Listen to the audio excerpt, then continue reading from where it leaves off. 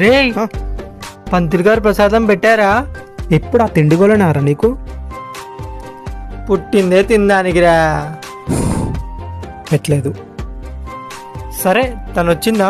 వచ్చింది, వెళ్ళిపోయింది. ఏమన్నది? చూసి నవ్వింది. కొత్తగా ఏమన్నా చెప్పరా? కొత్తగా అంటే